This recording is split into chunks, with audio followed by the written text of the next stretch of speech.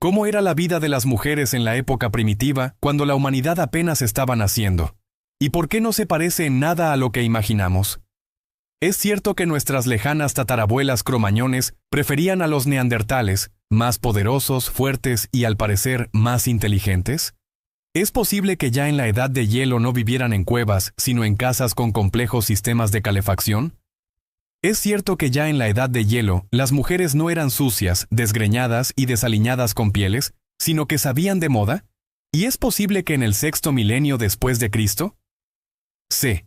En el Neolítico, los pueblos primitivos estuvieran lejos de ser primitivos, vivieran en megalópolis, viajaran, se interesaran por el arte, bebieran vino blanco y fueran al dentista, y lo más importante, ¿es cierto que en aquella época reinaba la ginecocracia, el matriarcado, y que en tiempos del matriarcado no había guerras, ni conflictos, ni desigualdad social? Se han hecho muchas películas sobre el amor de los temibles neandertales por las bellas cromañones. Pero, ¿cómo era la vida íntima de los neandertales en el cine? ¿Hubo realmente amor entre las distintas especies humanas y qué podían encontrar en ellas nuestras tatarabuelas? ¿Es cierto que los neandertales eran en realidad más perfectos que nosotros en algunos aspectos? ¿Y por qué la familia neandertal se parece más a las familias modernas que las de nuestros antepasados inmediatos? Los científicos han descubierto que eran gente sensible y conocían el amor. ¿Y cómo descubrieron los genetistas el principal secreto de la desaparición de los neandertales? Conozcamos a nuestra heroína, Roar. Es una neandertal, solo que ella no lo sabe. A los de su especie los llamarán neandertales, una rama muerta de la humanidad, dentro de muchos miles de años. Pero ella aún no sabe que por la Tierra caminan al menos otras 2 especies humanas. En su mundo no hay mucha gente en absoluto, y están dispersos por un vasto mundo habitado por varios animales. Roar está preocupada porque ha llegado el momento de dejar a su familia. Es el acontecimiento más importante de la vida de una mujer joven en su tribu. Si no fuera por el padre de su madre, su abuelo, el gran bisonte, él era viejo y ella lo cuidaba. Lo quería y no estaba segura de que los demás lo cuidaran tan bien como ella. Si la imagen del neandertal en general es la de un pelirrojo feo, poco inteligente, vago y de aspecto desaliñado, las mujeres neandertales lo tenían aún peor. Se las representa como criaturas sucias, sin lavar, rechonchas, barbudas y feas de tipo borracho. Pero, de hecho, si dejamos de lado nuestro chauvinismo cromañón, era mucho más perfecta que nosotros. Era muy fuerte, mucho más fuerte que nosotros. Sus músculos, densamente apretados, tenían la fuerza de un oso cavernario. Con un ligero movimiento de sus dedos, habría roto el brazo de un humano moderno.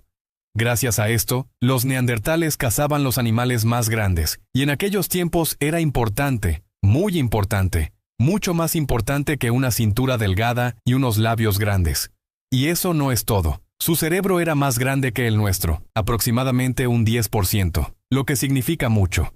Podía decir desde lejos dónde había caído una gota de agua en el río, aunque el rastro en la superficie hubiera desaparecido hacía tiempo. Su vista también era mucho más aguda. Podía distinguir incluso el dibujo único de la corteza de cada árbol. Y ella distinguía. Existían los rudimentos de las creencias religiosas e incluso algunos signos. Por ejemplo, pasó a la historia como el hashtag Neandertal.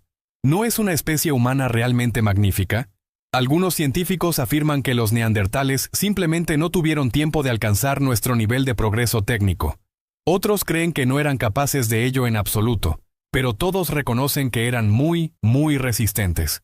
Después de todo, existieron en la Tierra 200.000 años más que los representantes del Homo sapiens, el hombre moderno, el hombre racional. ¿Y qué hay de su característico aspecto?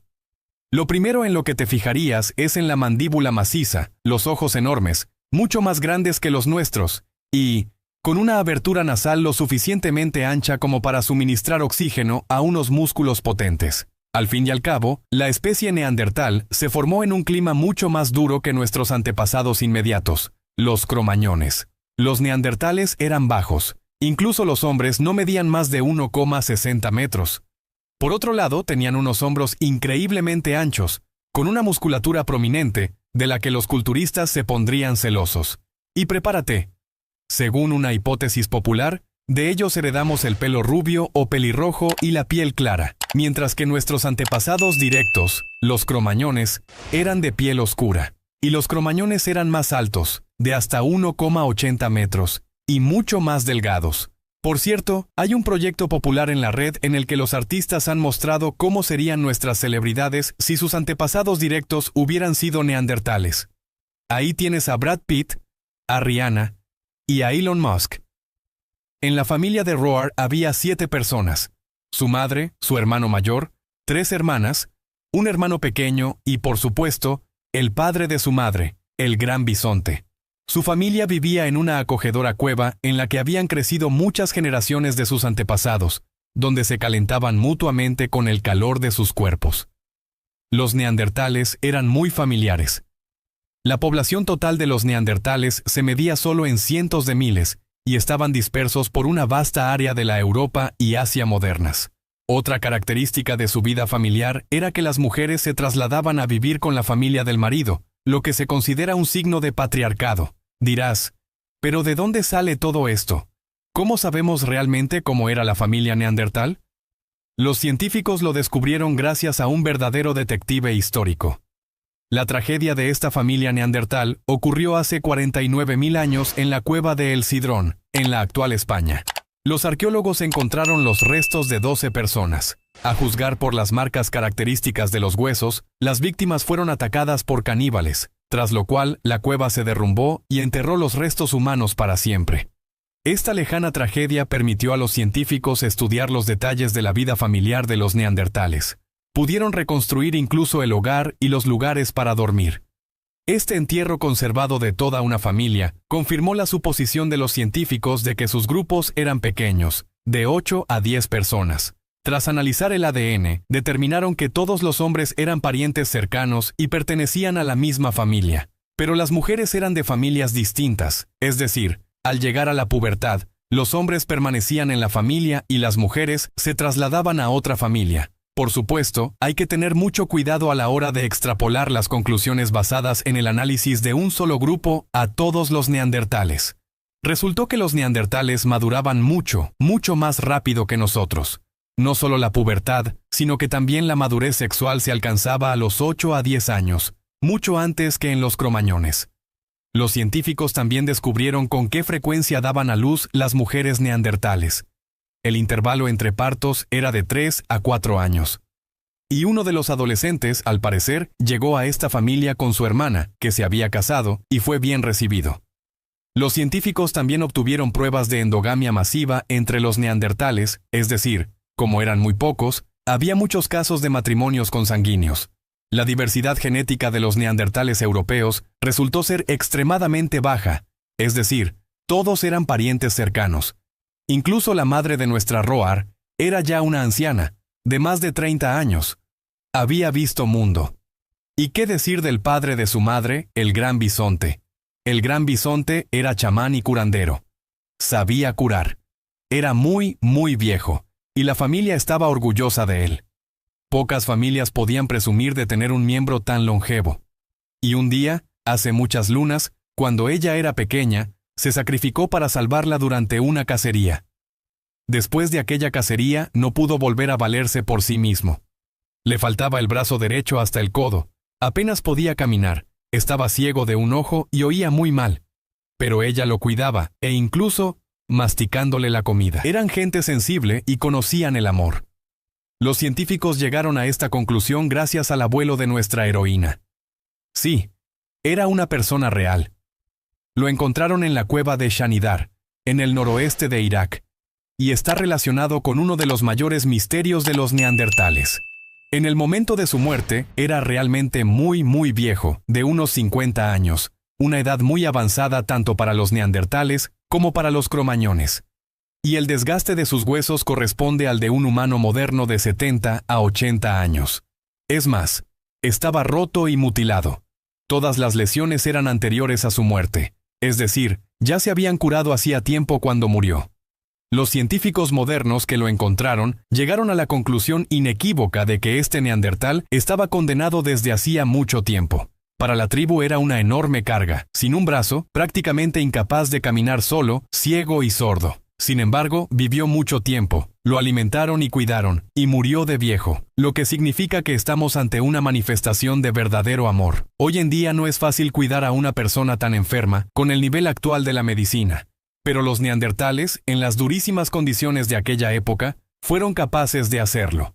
¿Acaso no es esto compasión, una muestra de la más alta humanidad, de humanismo y, en última instancia, de amor?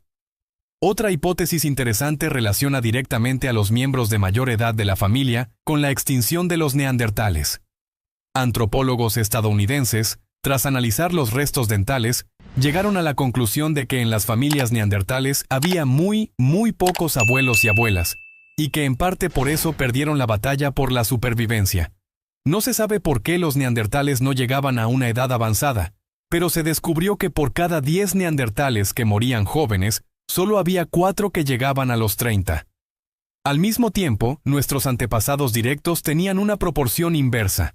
Por cada 10 que morían jóvenes, había el doble que llegaban a los 30 o más. El hecho de que los neandertales mantuvieran a la generación de más edad ya es un hecho probado. Puede que la razón esté en las peculiaridades de su biología. Sea como fuere, los antropólogos llegaron a la conclusión de que fueron precisamente las abuelas y los abuelos de nuestros cromañones los que llevaron a cabo una auténtica revolución demográfica. En primer lugar, la tercera generación de una misma familia transmitía con éxito la experiencia acumulada, lo que facilitaba la supervivencia de todo el grupo. Y en segundo lugar, proporcionaban una supervisión constante a los más pequeños, es decir, criaban a sus nietos. Gracias a ello, es posible que se produjera una auténtica explosión demográfica en la población cromañón, lo que nos permitió poblar gradualmente el planeta. Mientras que los asentamientos cromañones estaban simplemente abarrotados de niños, las familias neandertales criaban cuidadosamente a un solo hijo. ¿Hubo realmente relaciones sexuales entre las distintas especies humanas? Hace solo unas decenas de miles de años, un instante en la historia de la Tierra, por Europa y Asia deambulaban hasta 3 tipos de humanos. Nuestros antepasados directos, los cromañones de piel oscura, y los denisovanos, llamados así por la cueva de Denisova, en el Altai, donde se descubrieron sus restos por primera vez. Durante mucho tiempo se pensó que los neandertales, los cromañones y los denisovanos no tenían relaciones íntimas y no podían tener descendencia.